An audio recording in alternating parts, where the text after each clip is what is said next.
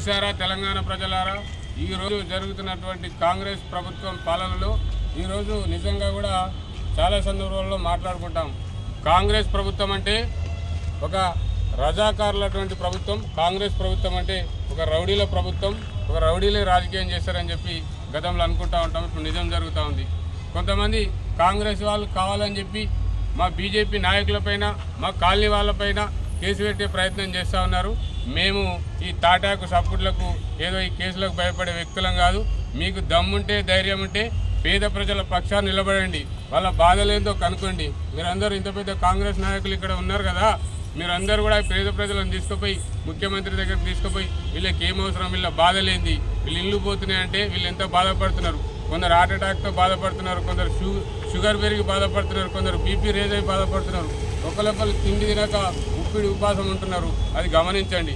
చిల్లర మల్లర రాజకీయాలు చేసి ఏదో చిల్లరగా ఏదో మీడియాలలో రావాలి, జస్ట్ అంటే మమ్మల్ని గుర్తుపట్టాలి జనాలు అని చెప్పి కొంతమంది చిల్లర మల్లర రాజకీయాలు చేసేటువంటి ప్రయత్నం చేస్తున్నారు. ఆ చిల్లర రాజకీయాలు మానుకోవాలి.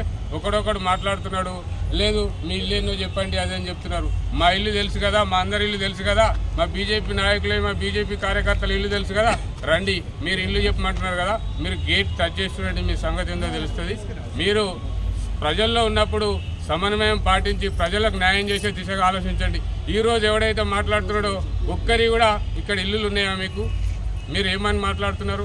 ఇక్కడ ఇల్లులు ఉంటే మీకు బాధ, వీళ్ళందరి బాధ గాథ అర్థమవుతుంది.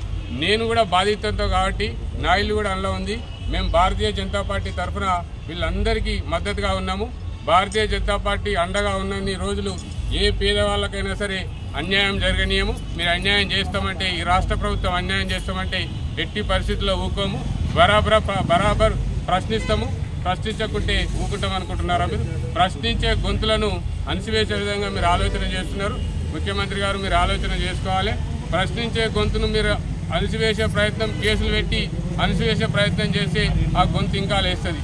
ఒక్క భారతీయ జనతా పార్టీ కార్యకర్త 1,00,000 మందితో సమానం. ఈ విషయం గుర్తుపెట్టుకోవాలి రేవంత్ రెడ్డి గారు. మేము కేసులకు, మీ తాటాకు సపోర్ట్లకు మేము భయపడే వ్యక్తులం కాదు. గడ మీద ఉన్నారు కాబట్టి మీరు అందరూ ఇట్లా మాట్లాడుతూ ఉన్నారు. మీరు కూడా మా పరిస్థితిలో ఉంటే మీకు అర్థమవుతుంది. ఈటల రాజేందర్ గారు రేవంత్ రెడ్డి గారికి సవాల్ విసిరారు. రేవంత్ రెడ్డి గారు వితౌట్ సెక్యూరిటీతో మీరు రండి, మీరు ఉప్పల్కి వస్తారా, లేదంటే ఎల్బీ నగర్కి వస్తారా, లేదంటే నాగోల్కి వస్తారా, పనిగిరి కాలనీకి వస్తారా అని చెప్పి ఈటల రాజేందర్ గారు సవాల్ విసిరారు. నిజంగానే రేవంత్ రెడ్డి గారు చిత్తశుద్ధి ఉంటే, ముఖ్యమంత్రి నిజంగానే ప్రజాపాలన చేస్తున్న ముఖ్యమంత్రి అయితే ఆ సవాళ్ళను స్వీకరించాలి.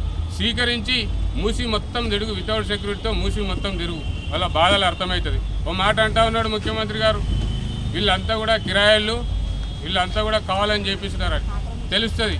మీరు వస్తే వితౌట్ సెక్యూరిటీతో వస్తే మేము వస్తాము, బీజేపీ కార్యకర్తలం, నాయకులం అందరూ వస్తాం, మా ఈటల రాజేందర్ గారు వస్తారు, మేము అందరూ వస్తాము, మీకు తెలుస్తుంది మా బాధలు కాదు. అంతే తప్పితే మీరు కావాలని చెప్పి ఈరోజు మీకు గుర్తుదల్లే ప్రయత్నం చేస్తే బాగుండదని చెప్పి రేవంత్ రెడ్డి గారికి సందర్భంగా చెప్తా ఉన్నాను. ఆలోచన చేసుకోండి, మీరు ఆలోచన చేసుకోండి. ఇది మంచి పద్ధతి కాదు. ప్రజలను కాపాడే ప్రయత్నం చేయండి. మీరు అంటున్నారో పక్కా డబుల్ బెడ్రూమ్లు ఇస్తాం వెళ్ళిపోండి అంటాడు. డబుల్ బెడ్రూమ్ ఎందుకోసం ఇస్తున్నాం?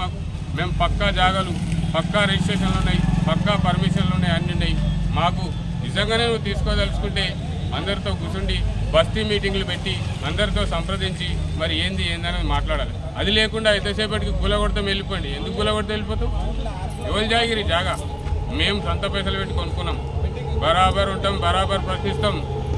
రేవంత్ రెడ్డి గారు ఆలోచన చేసుకోవాలి. మీరు పేదల పక్షాన నిలబడి పేదలకు న్యాయం చేసే విధంగా ఆలోచన చేయండి.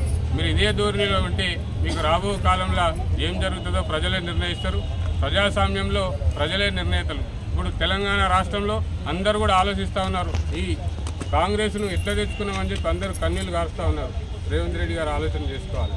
మీరు ఇప్పటికైనా సరే పునరాలోచన చేసుకుంటే మీ భవిష్యత్తు ఉంది. లేదు ఇదే ఒంటెద్దు పోకడపోతా పేద ప్రజలను అందరూ తొక్కుతా అంటే మీ కాంగ్రెస్ గవర్నమెంట్ కూడా తొక్కే రోజులు మున్ముందర ఉన్నాయని చెప్పి రేవంత్ రెడ్డి గారికి సందర్భంగా నేను తెలియజేస్తా ఉన్నాను.